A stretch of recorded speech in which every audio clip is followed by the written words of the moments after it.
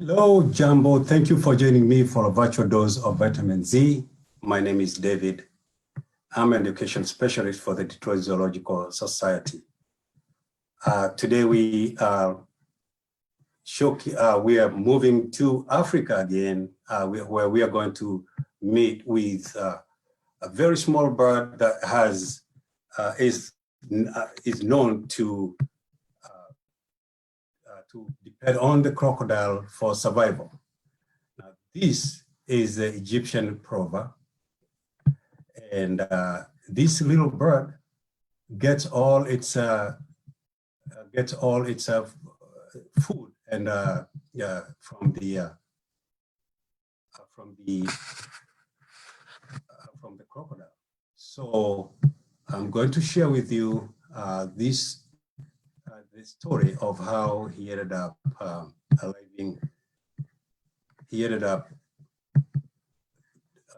Egypt, where the River Nile itself ends up at. Now, this is a continuation of our wildlife adventure stories, and we are going to leave Africa, and we're going to go all the way we are going to leave America and go to Africa in my pink square rectangle. That is where actually the Nile is. And as shown on the right side of where we have the White Nile and the Blue Nile, they combine to form the Nile River. That is the longest river in Africa, in the world, which originates right deep in the interior of Africa. So here we are going to find a story to talk about the Egyptian plover.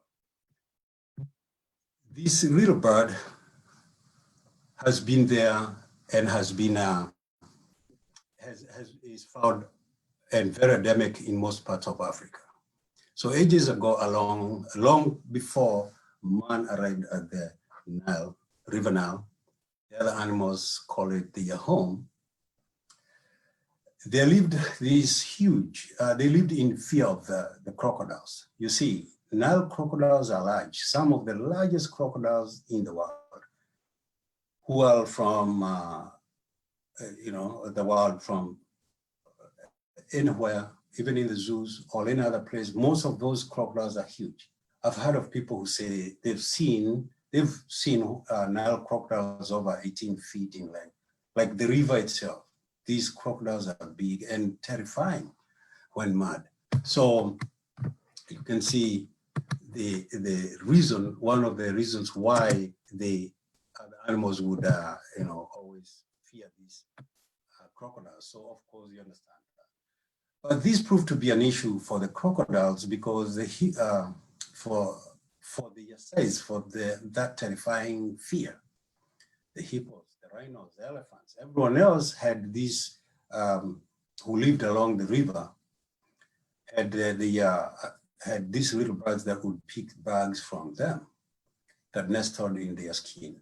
These little birds that lived on the river shores would hop onto their backs or into their mouths without fear and remove all those nagging parasites, especially ticks. So even the hippos, big as they are, quick to anger, attracted the birds. And yet no one would for the crocodiles. The crocodiles would sit out for hours and hours on the banks of the river, but no one would come forward. Even as they held their mouths wide open, beckoning for someone to help them, to help with their dental problems, no birds came. They had begun to grow desperate. Now, this is where the legend truly becomes a legend. According to what I've heard, a new group of plovers arrived at the Nile. Birds arrived or reached the Nile as the crocodiles reached the highest point of desperation. This is where the spur-winged lapwing comes in. This bird, now for these birds, they look pretty. kind of very unique. The heads are a stark mix of black and white, and the feathers are all brown, but that's not the uniqueness or what sets them apart. Those sharp claws on their wings, especially, and those long legs are what sets them apart. Glance at it too quickly and you might confuse it for a mini flamingo.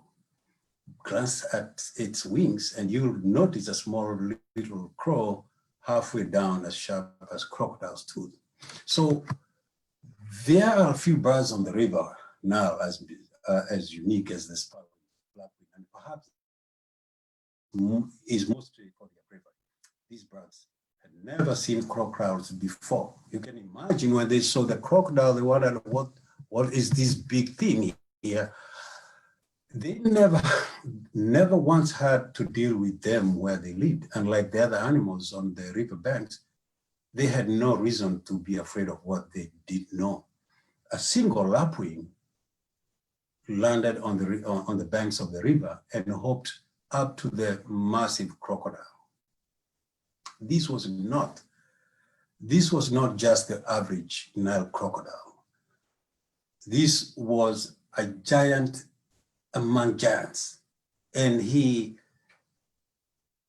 all of a sudden, he looked and he says, "Hello, strange creature," said the single lapwing. You hang your mouth open and look like you are in pain. Is this true, or am I just unfamiliar with what things like you do? The giant Nile crocodile growled and a raspy growl as crocodiles would, and say, "My tiny friend, I am shocked you have never heard of things like me.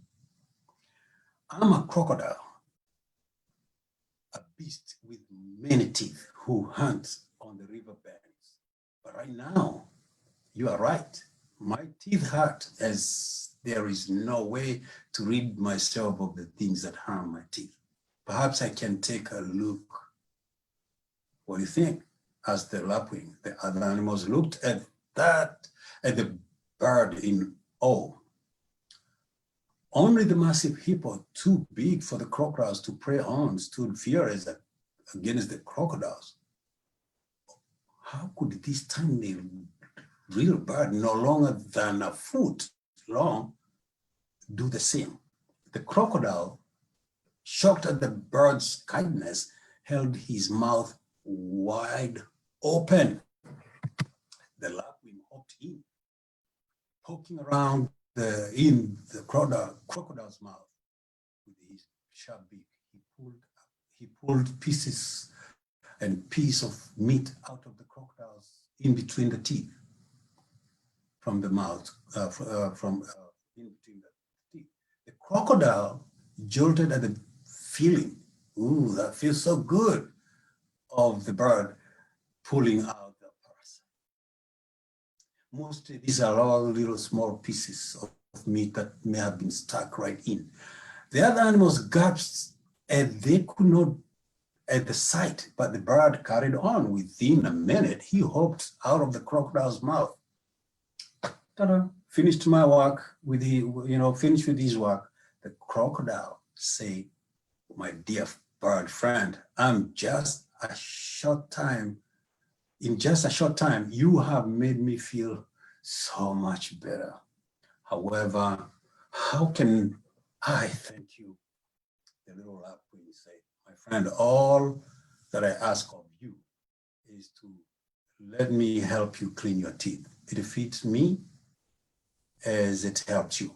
The crocodile nodded and said, "Very well. From this day forward, you and all of your kind may hop into our mouths to help us, and we will not bite down." And that, my friends, is a legend about the lapwing,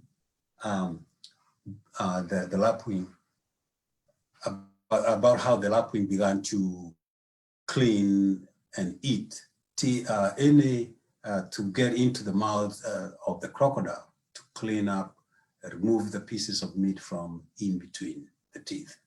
So I have witnessed this a couple of times in Africa when I go on the trip, when we tour this Serengeti or places like Masai Mara in Kenya. I have occasionally witnessed these, especially after the Great Migration, where crocodiles gorge themselves with all these, with carcasses of animals that may have drowned. I have seen this a couple of times. My first time to see it, it was unbelievable that this is that the bird went right in and was picking the meat. Of course, I never knew I would tell this story later in life, and here we are. So at the Detroit Zoo, we do have we have some representation of the crocodile family, and when I say this, I am talking of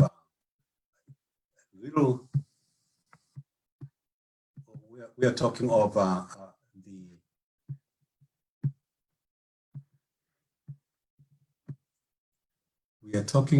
the Chinese alligators. The Chinese alligators, we have two of them at the Detroit Zoo, at the Holden Reptile Conservation Center. Here, a male and female coexist, and happy if you go in there, next time you visit, you'll be able to see them. They're smaller, only about 8 feet. They really cannot, the big crocodiles, 20 feet obviously would be too big for this area of the inside habitat. But what we have is a very endangered species of the crocodile family, the Chinese alligator. Now here is a little small video of them in the beautiful habitat. As you can see, swimming, probably just the male going to join the female right there. And maybe here it was in anticipation of the keeper coming to feed. In most cases, you'll find them separate within the same pool, but a little bit separate from each other. They probably want more space, even though this is quite big space for just two of them. But I think they just want that privacy. So they hang around. As you can see, they especially during the feeding time, they would come closer to each other. So now, alleged has it that the traditional Chinese dragon, as it's called, it is believed that mythical Chinese dragon was in reality the Chinese alligator. When I look, when I look at the crows, has four here, and looking at the little nostrils right there, it could probably be. And so they, with all the exaggeration and all, there's myth and stories going on, it became a myth, and hence the Chinese dragon. So friends, that is a story about the proverb. Like, as we can see right behind me, that's the Egyptian, that's the Lapwing proverb, and you can be able to see this at the aviary, where we have the birds here at the Detroit Zoo. And most of the time, if you hear that sound like someone like a blacksmith hitting a metal, then you know that's the bird. Ding, ding, ding. They are very territorial. So as you pass by, you'll be able to see them, one or two, coming to you or coming to try and get you out of the way, or And I have seen these not only here, but even in the wild. I've seen them stud to an elephant. So that's how courageous they are. If you come to the zoo and you come to you get to the aviary, you'll be able to see these birds who can stand, who can stand even the biggest elephant. They will be able to chase the elephant by flapping wings and making a lot of noise. And that is what will you come when you come to they are actually very noisy. You come to the aviary, quite often you will hear them with that sound like a blacksmith hitting a metal. So thank you very much for this evening, for this moment, for listening to my story. More stories will be coming your way, and especially we still have more. If you haven't seen, visited our site or the DetroitZoo.org website, that you'll be able to there you'll be able to find more lessons and more stories just like this. So thank you for joining me, and we look forward to seeing you here at the Detroit Zoo and for you to visit our wonderful bird, the Lapwing.